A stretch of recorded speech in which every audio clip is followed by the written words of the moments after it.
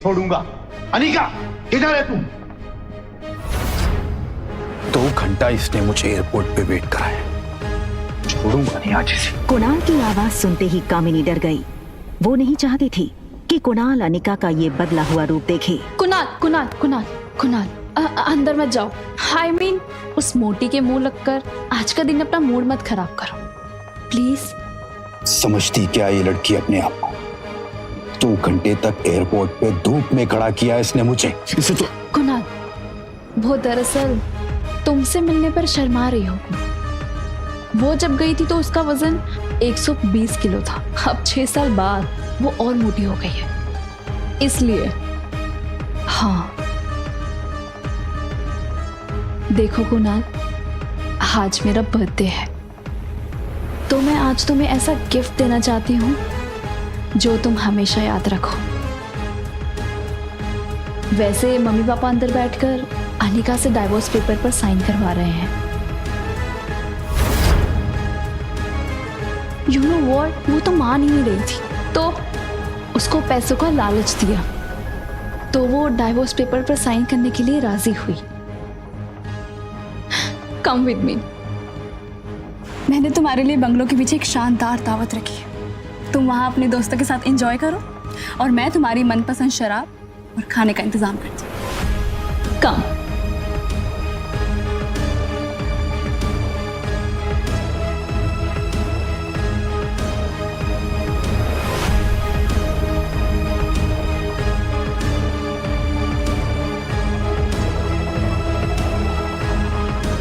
उसी वक्त कुणाल के फोन पर उसके ड्राइवर राजू का मैसेज आया जिसमें लिखा था hotel paradise international.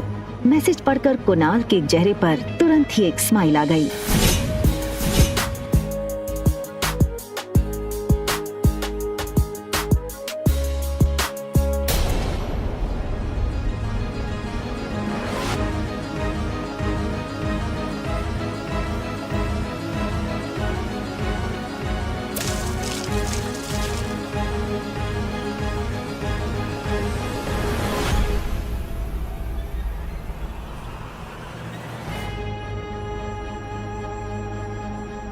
Okay fine, क्या चाहती हो तुम?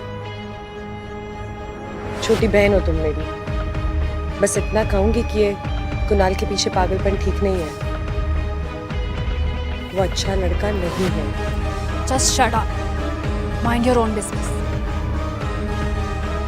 मुझे सब पता है कि कौन कैसा है, और अगर तुम्हें इतनी फिक्र है तो कंपनी मेरे नाम क्यों नहीं कर देती?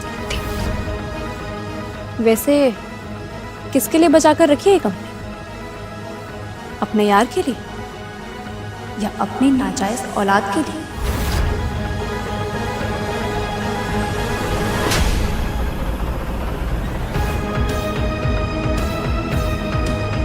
खबरदार, अगर मेरी बच्ची को नाजायज कहा तो। अनिका गुस्से में निकल गई। तभी वहां भागते हुए प्रीति आई।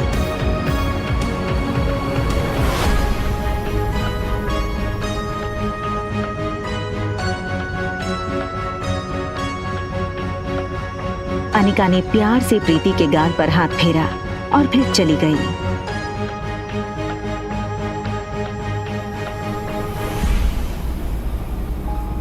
अनिका दुनिया में हर चीज से लड़ सकती थी, मगर कोई उसकी बेटी को नाजायज कहे ये उसे बर्दाश्त नहीं था। किसके लिए बचा कर रखी है ये कंपनी? अपनी नाजायज औलाद के लिए। लेकिन इसके साथ ही उसके पास इस बात का भी कोई जवाब नहीं था कि रिया का बाप था कौन। अनिका आज तक उसकी जिंदगी की इस सबसे बड़ी पहेली को सुलझा नहीं पाई थी। वो ये सब सोच ही रही थी कि तभी अचानक उसे कुछ याद आया। अनिका ने अपनी फार्मा कंपनी के पुराने वफादार मैनेजर मनोज को फोन लगाया। Hello uncle. आज इतने सालों बाद कंपनी के मालकिन ने इस मुलाजिम को याद किया। एक्चुअली बस ये पूछना था कि कंपनी ठीक तो चल रही है ना? बेटा बस यूँ समझ लो, डूबती नाव में बस छेद पकड़ के बैठा हूँ। फिर भी सालाना 4-5 लाख का प्रॉफिट हो जाता है, जो मैं गौतम जी को भिजवा देता हूँ। अगर तुम चाहो तो अगली बार से तुम्हें भेज दूँ। नहीं नहीं अंकल, उसकी कोई जरूरत नहीं है। आप अपना ख्याल रखिएगा। आखिर क्या है इस छोटी कंपनी में जो डोगरा साहब धोकर इसके पीछे पड़ गए हैं। पहले मेरे जरिए ये कंपनी हड़पने की कोशिश की और उसी के चलते कुनाल से मेरी शादी करवाई, और अब कामिनी के जरिए ये कंपनी पाना चाहते हैं। लेकिन क्यों? तो कंपनी मेरे नाम क्यों नहीं करती? होटल की तरफ टैक्सी बढ़ी रही थी कि तभी अनिका को याद आया कि उसने अपनी बेटी को एक प्रॉमिस किया था। मम्मा जल्दी वापस आ जाएगी और आते हुए ना आपकी फेवरेट चॉकलेट आइसक्रीम ले आएगी, ठीक है? Mama loves you and she miss you a lot. लेकिन अनिका इस बात से अनजान थी कि उसने प्रॉमिस रिया को नहीं बल्कि रोहित मारवा के बेटे आर्यन को किया था। होटल पहुंचते ही अनिका की कार को सिक्योरिटी गार्ड्स ने घेर लिया और वो अनिका का रास्ता रोक के खड़े हो गए। ये क्या बदतमीजी है? इस तरह से मेरा रास्ता रोकने का क्या मतलब है? सॉरी मैडम, हमें आपका सामान चेक करना होगा। बैग चेक करो। अनिका को कुछ समझ नहीं आया। उसके पास सिर्फ एक पर्स और चॉकलेट आइसक्रीम थी। Yes sir, it is chocolate ice cream. Anika ने रोहित की फोटो देखी थी, वो उसे तुरंत पहचान गई। What nonsense is this? You can't do this with me. I will call the police right away. Anika की गहरी काली आंखों को देखकर रोहित एक सेकंड भूल गया कि वो क्या कहने आया था। तभी दूसरे पल को वो अपनी सेंसेस में आया और चेहरे पर बिना किसी भाव के उसने कहा, परफेक्ट। पहले खुद चोरी करो फिर खुद ही पुलिस को बुलाओ। Just perfect. What? मुझसे और मेरे बेटे से दूर रहना। Excuse me. मैं कब तुम्हारे पास आई? And listen, इस आलीशान होटल के मालिक हो, इसका मतलब ये नहीं है कि अपने गेस्ट के साथ इस तरह बदतमीजी करो।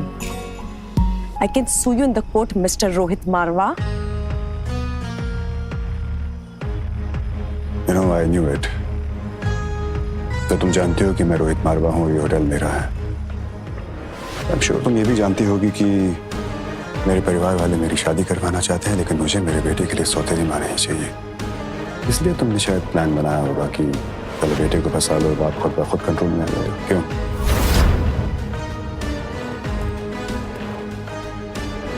Just stay away from my son. Right?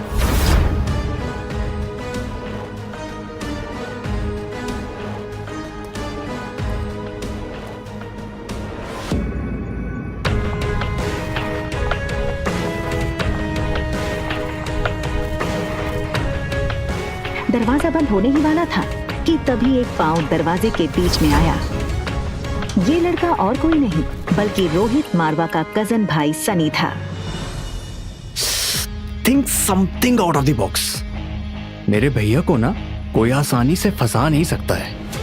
आपे की तरह काफी लड़कियां पहले भी कोशिश कर चुकी हैं, ये तरीका भी पहले अपना चुकी हैं, लेकिन जो मेरे भैया है ना, वो बहुत स्ट्रिक्ट है। वो किसी से मिलते ही नहीं है और ना ही उनसे या फिर आर्यन से कोई मिल सकता है, मेरे सिवा।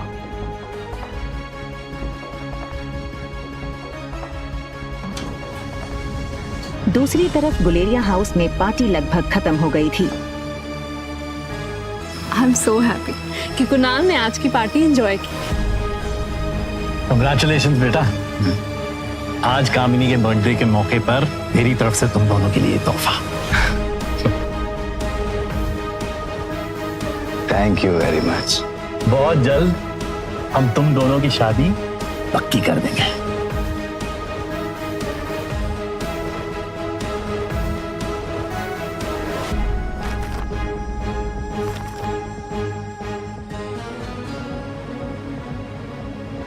ये क्या है? ये सिर्फ डिवोर्स पेपर्स हैं। कंपनी के पेपर्स कहाँ हैं? ये हो सकती है शादी। कंपनी के पेपर्स अगर नहीं मिले तो मेरे घर वाले इस शादी के लिए नहीं मानेंगे और ना ही मैं। रखिए, जाओ।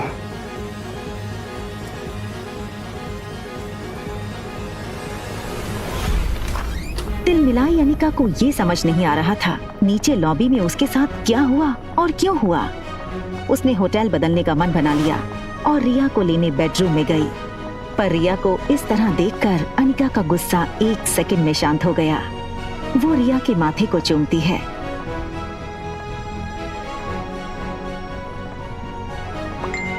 तभी उसके फोन में एक नोटिफिकेशन आया। अनिका ने मोबाइल चेक किया तो देखा कि उसके डॉक्टर अमृता नाम वाले मेल बॉक्स में रोहित मारवा का मैसेज आया था। Want to meet you urgently. एक पेशेंट है जिसका दिमाग का ऑपरेशन करवाना है, जो सिर्फ आप कर सकती हो।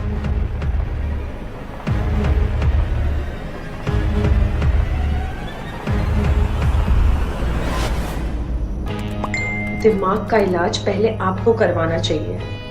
वहाँ रोहित डॉक्टर अमृता का मैसेज पढ़कर शॉक हो गया। रोहित को समझ नहीं आया कि डॉक्टर अमृता जैसी बड़ी न्यूरोसर्जन उसे ऐसे क्यों कह रही थी। रोहित ने अपनी कंपनी के आईटी हेड सैम को फोन लगाया। Hello Sam. Yes sir. Is there anything I can do for you sir? Yes, मेरे ऑफिशियल मेल अकाउंट पर अभी डॉक्टर अमृता का मेल आया है। पता करो वो मेल की लोकेशन कहाँ है। वैसे गिव मी सम टाइम। या सन। भैया जल्दी आइए, आर्यन को कुछ हो गया है।